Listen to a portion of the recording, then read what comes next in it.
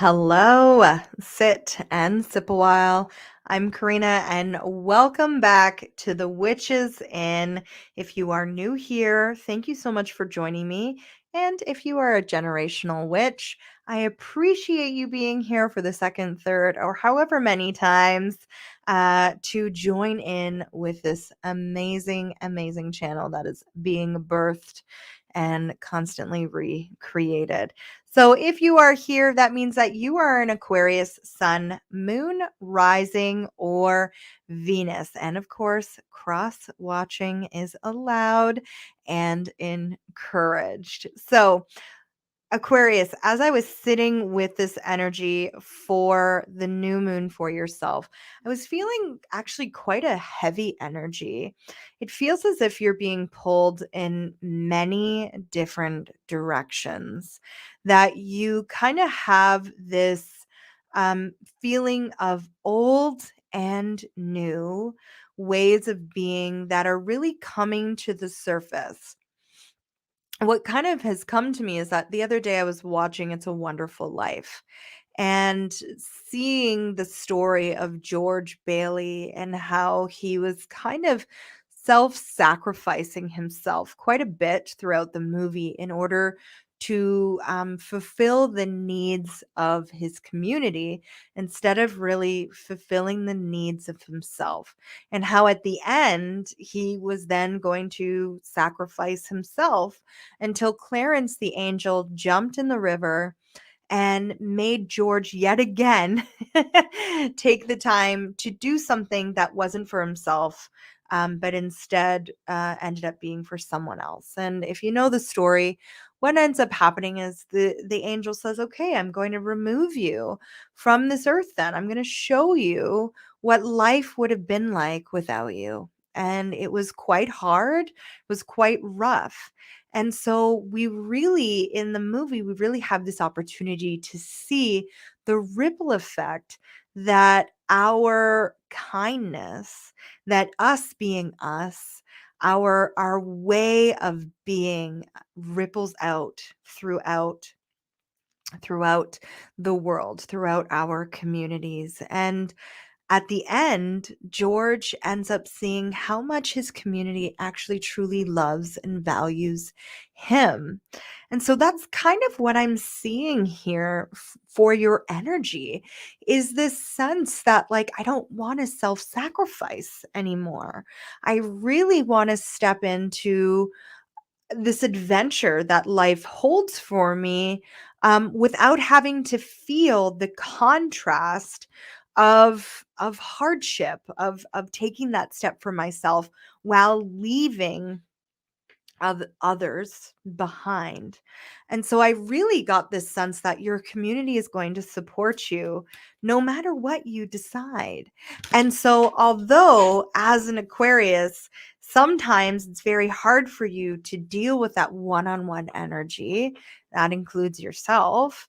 It's time to really start using the innovation that your sign holds and opening up to that. Now, immediately in our current situation that I have here, we have the 10 of Wands that has come forward, and this soulmate energy. And if this doesn't mirror exactly the current situation that I was talking about these burdens, right? The 2 of Cups does talk about soulmate energy, and a lot of times we'll think about soulmates as outward. However, this is a soulmate energy that is inward. This is for the self.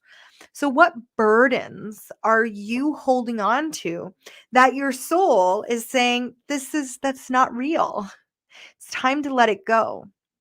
It's time to dig down to the root of the problem. The 10 of Wands always reminds me of the root chakra. Dig down to the root of the problem, figure out what your soul really wants, and know that your community, the people you love, your family, your friends, are going to be there to support you. So, what's the obstacle in this situation? What's the obstacle that's coming through at this time? The Knight of Pentacles. I don't know how to execute it. I don't know how to create the change that I want to see within myself. It feels like I need to rip the band-aid off, when in reality, what you're asking to do is make this a slow, gradual change for yourself. It doesn't have to be a band-aid that rips off. That is where you create undue stress onto your community, where it does appear to be more selfish, right? Than self-centered, right? Self-centered as in, I'm going to make sure that my cup is full so that when someone is mirroring something back to me, I get to fill their cup up. So, how you do this is slow and steady, one step at a time, really allowing the energy of that soul to show you where you need to go. And Aquarius, I know you know soul, because if anyone on this planet are aliens, it is definitely you, my beautiful Aquarians. So let's see what advice is coming through. Thank you for you. The sun. All right. This is amazing. This is you. So the advice is getting back to your inner child, right? How did your inner child work through conflict? Again, this could be the root system of what creates this 10 of wands, this burden. So your 10 of child, 10 your 10 of child, your the sun, this inner child might need permission to drop these burdens, to drop the energy that's coming forth from other people, to really say to yourself, you know what, in the past, that was me looking at other people's emotions and trying to be the sun for other people. Now I'm ready to be the sun for myself and create the change that I want to see in my world, knowing it's going to create a ripple effect out to change the way that other people feel. As well, what I'm kind of seeing is going back to basics with regards to that inner child, and allowing some of those older ways of play, those older ways of how you would spend your time, to come to the surface. Okay.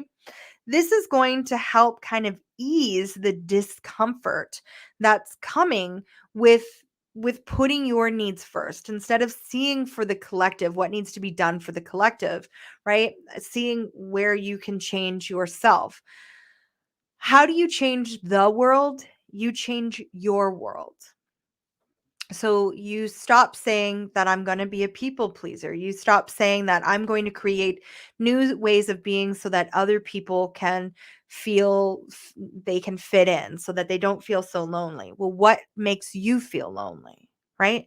What makes you feel like you don't fit in? What makes you feel like you're standing out in a crowd that you don't want to stand out in? The sun, you don't really like being the center of attention. So remove that center of attention from yourself, but instead bring that center of attention back into self, right? There are so many heroes in the world that go unknown. And that's what I'm really seeing here for you, is that you're really hearing from your community that you could be the sun. But we don't have the star here, right? This is the sun. So this is just talking about shining brightly, being that beacon of hope for others, but not necessarily being in the spotlight to be that beacon of hope for others. Let's see what other information is coming forward here. So any other information on that current situation that we can look at? Is there any other information on that current situation that we can look at? Thank you. The Page of Wands with the Chariot. So it's time to move. It's time to move your focus from a place of burden into a place of creation, into a place of, again, this Page of Wands, it is that younger version of self. What did little you want to do? Where did you want to live? Where did you want to be? You know, when you grew up, was it a profession that you had, or was it a feeling that you wanted to embody? And that's what I'm really kind of seeing for this new moon for you. It's like, follow that embodied feeling to open you up to abundance of all magnitudes, of friendship, of money, of currency, right? Allow that, because that's your superpower, Aquarius. You are the water bearer. You get to show people how life flows, how innovation creates change, but innovation needs to begin with yourself. And let's see what else is coming forward for the obstacle here under this Knight of Pentacles, the Emperor. Okay. So perhaps you had a authority figure in your life that told you that life moves quickly, you need to keep up. That's just not you, Aquarius. That's not something that you enjoy doing. Yes, you like innovation. Yes, you like quick movement, but you like quick movement when it happens for you. So, fire. I say this a lot in my readings. Fire that authority figure in your head and put yourself in that position of authority for yourself, okay? For also forgiveness. This new moon is really asking us to forgive past versions of ourselves and past people in our lives. That doesn't need to be an outward um forgiveness to others, but that definitely does need to be an internal forgiveness of others, and maybe where we allowed them to bring us to stray. We also have the Knight of Cups that have come forward. So yes, again, where this authority figure might have said to you, emotions aren't going to pay the bills. What's going to pay the bills is hard work. So get to that hard work. Now you're being asked to, yes, definitely embody those emotions. Do some hard work around those, sitting with that uncomfortable feeling of, I really need to rest, but I feel like rest isn't okay. It's not a good emotion. Sit with that. Allow that to be there. Continue to say to yourself, use mantras. You are an air sign, so use that communication and filter it down throughout your body. Now, the advice is the Tower. Let it fall. Let it crumble. Because in that crumbling, that is where you will find your awakening. That is where you are going to find where this authority figure was speaking from a place of fear, where this authority figure was really trying to teach you the ways of the world in which to survive. And as you allow this tower to crumble, as you allow this tower to move you, right? Move you physically, but also move you emotionally, move you into this place of new currency, you're going to see that, like, I can forgive this person because I know they wanted me to survive. I know they loved me so much that they were teaching me the tactics that they needed in order to survive. But now I'm ready to thrive. So, yes, a tower moment definitely is coming for you.